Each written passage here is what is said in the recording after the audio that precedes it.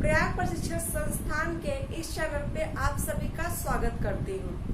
जैसा कि मैं आपको फीडर थ्रेड थ्योरी की क्लास ले रही हूँ, तो आज हम पढ़ेंगे marking and marking tool. Marking and marking tools, इसको हिंदी में क्या करते हैं? मार्किंग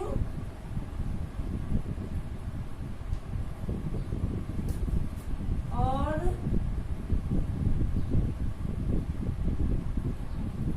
मार्किंग औजार।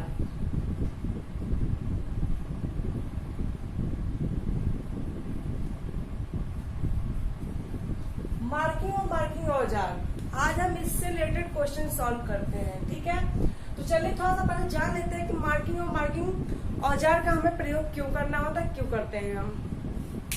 अच्छा, आप मार्किंग करना जानते होंगे। मार्किंग करने का मतलब कहते नहीं कि निशान लगा दो। हम लोग जब पढ़ते हैं तो कुछ चीजों में कहते हैं निशान लगा दो, इसके बाद से कंटिन्यू करेंगे, तो वो तो हम अपने डेली यूज में मार्किंग का बहुत यूज करते हैं। लेकिन जब हम किसी कंपनी में या किसी उद्योग में काम करते हैं तो जो औजार जॉब तैयार किए जाते हैं तो उसका एक फिक्स साइज होता है ना। तो बार बार फिक्स साइज को अगर हम ऐसे ही काटते जाए और नापते जाए तो मतलब काट ले फिर नापे तो छोटा बड़ा हो जाता है ना। तो उसके लिए हम क्या प्रयोग करते हैं कि हम पहले मार्क कर लेते हैं। मार्क करते मतलब निशान लगा लेते हैं कि कितना बड़ा हमको काटना है, और उसको लगाते कैसे हैं? मार्किंग टूल से। क्योंकि जो हमारे जॉब तैयार होते हैं ज्यादातर लकड़ी के, लोहे के तैयार होते हैं। पहले गाँव में घरों में क्या होता है, लकड़ी की कोई चीजें बनती है तो उससे पेंसिल से निशान लगा देते हैं। लेकिन लोहे पे कैसे बनाएंगे आप? उसको प्रॉपर काटने के लिए क्या करते हैं? हम मार्किंग टूल का प्रयोग करते हैं। तो मार्किंग टूल क्या क्या होते हैं, चलिए एक दो एग्जाम्पल देख लेते हैं। जैसे आपने स्क्राइबर सुना है, स्क्राइबर, कैलिपर, डिवाइडर, है ना। इसके बाद आपने सुना होगा, ये सब हमारे मार्किंग टूल्स है। इससे पिछली क्लास में हमने इंस्ट्रूमेंट्स पढ़े थे शायद, है ना, इंस्ट्रूमेंट्स पढ़े थे। तो जिन्होंने मेरी पिछली वीडियो नहीं देखी है वो देख लेगा, क्योंकि मैं कंटिन्यू एक न्यू क्लास ला रही हूँ ताकि आपको पता चले जाए कि हर टॉपिक से आपसे किस तरह से क्वेश्चन पूछे जाएंगे। ठीक है, क्योंकि आपका एग्जाम फर्स्ट ईयर वालों को आई थिंक जल्दी होने वाला था, और सेकेंड ईयर वालों को भी मतलब 1-2 महीने में हो ही जाएगा। तो आप लोग अब थ्योरी पढ़ेंगे तो आपको बहुत ज्यादा डीपली लगेगा, लेकिन आपसे क्वेश्चन किस तरीके से पूछे जाएंगे वो मैं आपको सॉल्व करवा रही हूँ। ठीक है, इससे आपको आइडिया होगा कि आपको किस तरह से क्वेश्चन पूछे जाते हैं। तो ये सब रिपीटेड क्वेश्चंस है, मतलब जो आपके एग्जाम में आ चुके हैं वही क्वेश्चन मैं आपको सॉल्व करवा रही हूँ।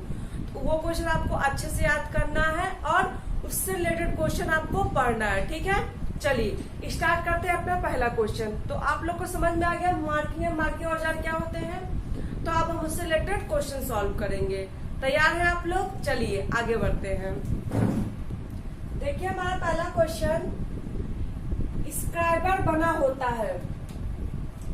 मीन्स स्क्राइबर कौन से धातु का बना होता है? तो हमारा पहला ऑप्शन है हाई कार्बन स्टील, दूसरा ऑप्शन है माइल्ड स्टील, तीसरा ऑप्शन है कास्ट आयरन, चौथा है कॉपर।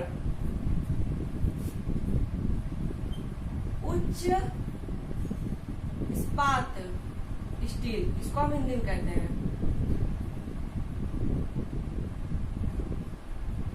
ठीक है, हाई कार्बन स्टील तो कुछ इस्पात स्टील। ठीक है, बाकी कास्ट आयरन, माइल्ड स्टील और कॉपर। बताइए इसका आंसर क्या होगा? स्क्राइबर किन से बना होता है? हाई कार्बन स्टील से, या माइल्ड स्टील से, या कास्ट आयरन से, या कॉपर से। बताइए इसका आंसर क्या होगा? इसका आंसर होगा हाई कार्बन स्टील। ये स्क्राइबर हमारा हाई कार्बन स्टील से बने होते हैं। ठीक है, चलिए अपना अगला क्वेश्चन देखते हैं। देखिए हमारा नेक्स्ट क्वेश्चन,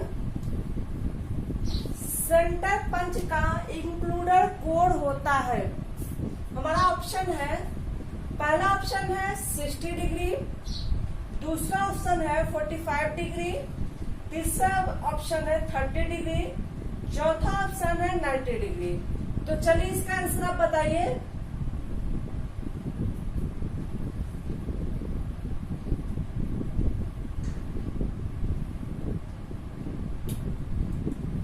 इसका आंसर होगा पेन सेंटर पंच का एंगल को होता है 90 डिग्री। क्लियर है? चलिए अपना अगला क्वेश्चन देखते हैं।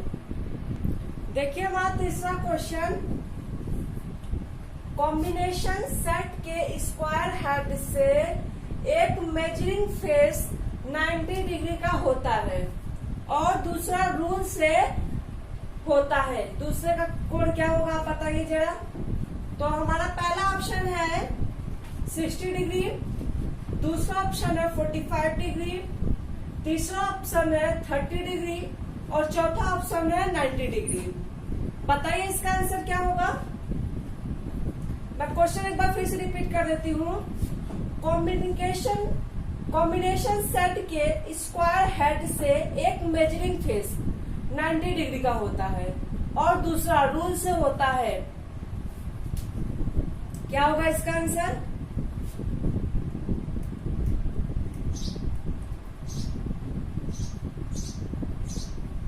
इसका आंसर होगा 45 डिग्री। क्लियर है दोस्तों। चलिए अगला क्वेश्चन देखते हैं। देखिए हमारा अगला क्वेश्चन, मध्य पंच के बिंदु कोण होते हैं। हमारा ऑप्शन है, पहला ऑप्शन है 60 डिग्री, दूसरा ऑप्शन है 45 डिग्री, तीसरा ऑप्शन है 120 डिग्री, चौथा ऑप्शन है 90 डिग्री। बताइए इसका आंसर क्या होगा।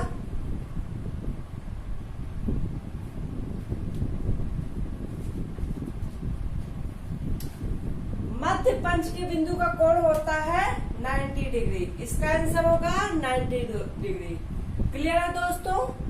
अगर आपको वीडियो में कोई भी कंफ्यूजन होती है, कोई भी डाउट होती है तो आप प्लीज हमें कमेंट कीजिए। मैं उम्मीद करती हूँ कि मैं उसको नेक्स्ट वीडियो में जरूर इम्प्रूव करूंगी और आपके सवालों के जवाब भी मैं जरूर दूंगी। ठीक है। आपको कोई भी प्रॉब्लम हो आप कमेंट कीजिए। और जिन्होंने अभी तक मेरे चैनल को लाइक एंड सब्सक्राइब नहीं किया प्लीज सब्सक्राइब कीजिए और वीडियो को अगर आपको पसंद आए तो लाइक कीजिए और प्लीज अपने दोस्तों के साथ भी शेयर कीजिए ताकि उन्हें भी पता चल जाए कि फिटेड ट्रेड की थ्योरी चल रही है। तो एग्जाम जल्दी होने वाला है तो आप लोग प्लीज मन लगा पढ़ाइए। एग्जाम के लिए ऑल द बेस्ट। चलिए अगला क्वेश्चन देखते हैं अपना।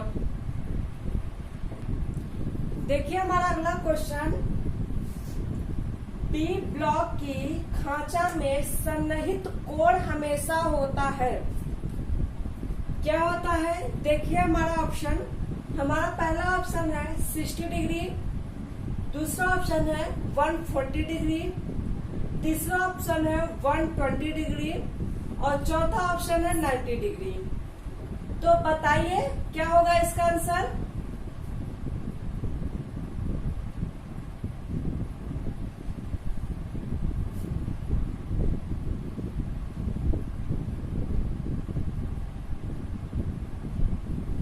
इसका आंसर होगा 90 डिग्री।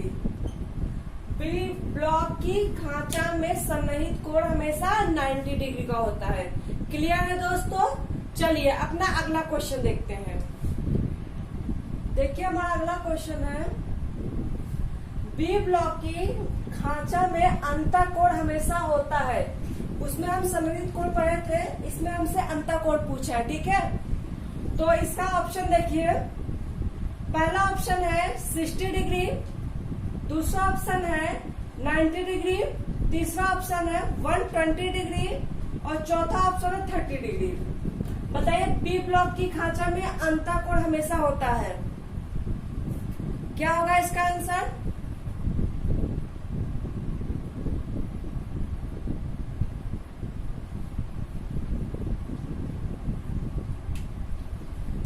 बी ब्लॉक की खांचा में अंतःकोण भी हमेशा 90 डिग्री का होता है। ठीक है। इसका आंसर होगा 90 डिग्री। क्लियर है दोस्तों। चलिए अपना अगला क्वेश्चन देखते हैं। देखिए हमारा अगला क्वेश्चन, स्क्राइबर को हिंदी में खरोचनी कहा जाता है। ठीक है। बनाने का पदार्थ है, जो बना होता है किस पदार्थ का बना पूछ रहा है स्क्राइबर किस पदार्थ का बना होता है। तो हमारा ऑप्शन है, पहला ऑप्शन है हमारा मृदु इस्पात, दूसरा ऑप्शन है उच्च कार्बन इस्पात, तीसरा है पीतल, चौथा है हमारा ढलवा लोहा। देखिए पहला है जो मृदु इस्पात, इसको हम इंग्लिश में माइल्ड स्टील कहते हैं, ठीक है, जैसे मैंने पिछले क्वेश्चन में बताया था। तो कभी कभी क्या कहता है कि इंग्लिश में भी दे देता है, कभी कभी हिंदी में शुद्ध दे देता है। आपको दोनों याद रखना, ठीक है। मृदु इस्पात मतलब माइल्ड स्टील, उच्च कार्बन इस्पात मतलब कि हाई कार्बन स्टील, पीतल मतलब ब्रास, ढलवा लोहा यानी कि कास्ट आयरन। ठीक है, क्लियर है। चलिए बताइए इसका आंसर क्या होगा।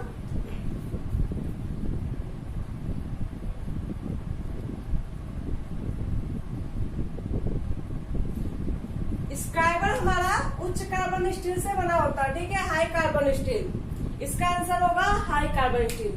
क्लियर है। चलिए देखते हैं अपना अगला क्वेश्चन। देखिए हमारा नेक्स्ट क्वेश्चन, स्क्राइबर जिसको हम हिंदी में खरोचनी कहते हैं का बिंदु कोण होता है। हमारे ऑप्शन है, हमारा पहला ऑप्शन है 12 डिग्री से 15 डिग्री, दूसरा ऑप्शन है 15 डिग्री से 30 डिग्री, तीसरा ऑप्शन है 18 डिग्री से 30 डिग्री और चौथा ऑप्शन है 60 डिग्री। बताइए इसका आंसर क्या होगा।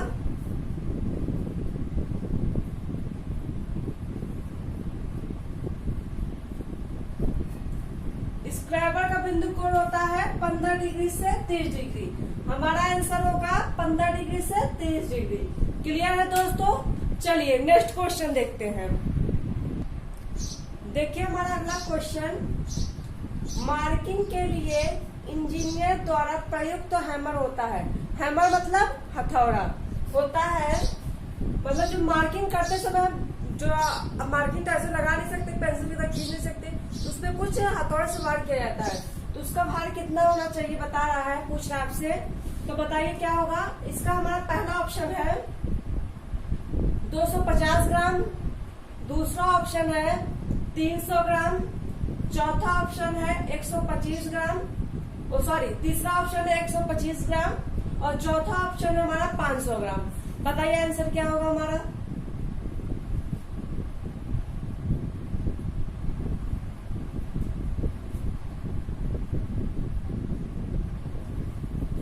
इसका आंसर होगा 250 ग्राम। मार्किंग के लिए इंजीनियर द्वारा प्रयुक्त हैमर का भार होता है 250 ग्राम। क्लियर है। चलिए अपना अगला क्वेश्चन देखते हैं। देखिए हमारा अगला क्वेश्चन, बी ब्लॉक किस ग्रेड में उपलब्ध है पूछा, ठीक है। बी ब्लॉक ग्रेड में उपलब्ध है। हमारा ऑप्शन है, पहला ऑप्शन है ए एंड बी, दूसरा ऑप्शन है ए बी एंड सी, तीसरा ऑप्शन है 1 2 एंड 3, चौथा ऑप्शन है 1 एंड 2।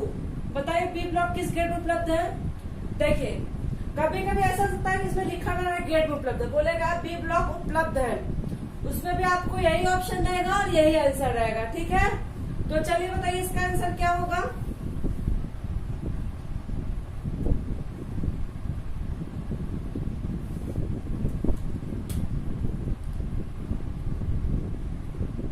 इसका आंसर होगा A and B. B block A and B grade में उपलब्ध है। क्लियर है दोस्तों। चलिए अपना अगला क्वेश्चन देखते हैं। देखिए हमारा नेक्स्ट क्वेश्चन, ग्रेड बी के बी ब्लॉक का बना होता है।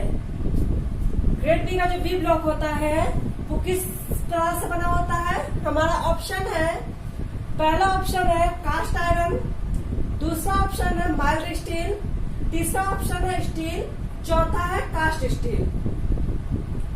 कास्ट आयरन मतलब ढलवा लोहा, माइल्ड स्टील मृदु इस्पात, स्टील मतलब इस्पात, कास्ट स्टील मतलब ढलवा स्टील, ठीक है, इस्पात मतलब। चलिए बताइए इसका आंसर क्या होगा।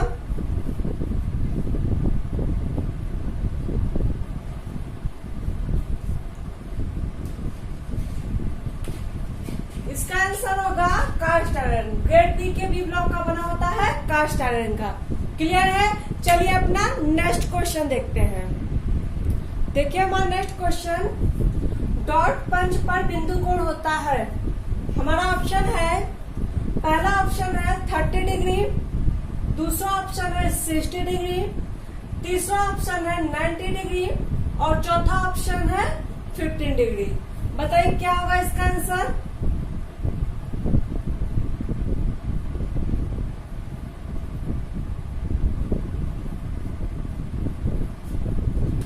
डॉट पंच पर बिंदु कोण होता है 60 डिग्री का। हमारा सही आंसर होगा 60 डिग्री। क्लियर है दोस्तों। चलिए अपना अगला क्वेश्चन देखते हैं।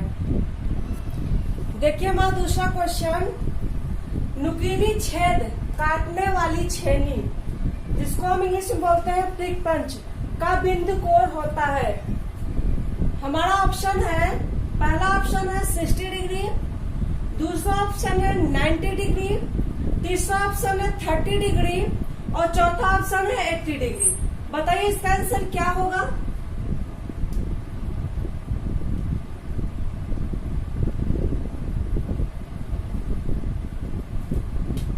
नुकीली छेद काटने वाली छेदनी का बिंदु कोण होता है 30 डिग्री। हमारा आंसर होगा 30 डिग्री। क्लियर है। चलिए अपना अगला क्वेश्चन देखते हैं। देखिए हमारा नेक्स्ट क्वेश्चन, हर्म जॉइंट कैलिपर्स और स्प्रिंट जॉइंट कैलिपर्स द्वारा अंतर किया जाता है। हमारा पहला ऑप्शन है पैरों की ढलाव, दूसरा ऑप्शन है जॉइंट के प्रकार, तीसरा ऑप्शन है सिर पर ढलाव, चौथा ऑप्शन है एकीकरण के प्रकार। बताइए इसका आंसर क्या होगा।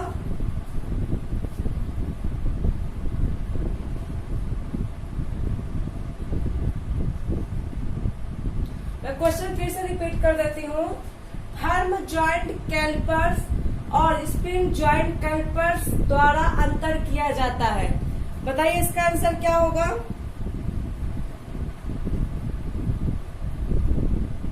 इसका आंसर होगा एकीकरण के प्रकार। क्लियर दोस्तों। इसका आंसर होगा एकीकरण के प्रकार। चलिए अपना नेक्स्ट क्वेश्चन देखते हैं। देखिए हमारा नेक्स्ट क्वेश्चन है, डिवाइडर का बिंदु कोण बनाने के लिए किसका प्रयोग करना चाहिए। डिवाइडर का बिंदु बनाने के लिए किसका प्रयोग करना चाहिए। हमारे ऑप्शन है, पहला ऑप्शन है फाइल, जिसको हम रेती भी कहते हैं, दूसरा है ग्राइंडर, तीसरा ऑप्शन है आयरन स्टोन और चौथा ऑप्शन है रेगमाल। बताइए इसका आंसर क्या होगा।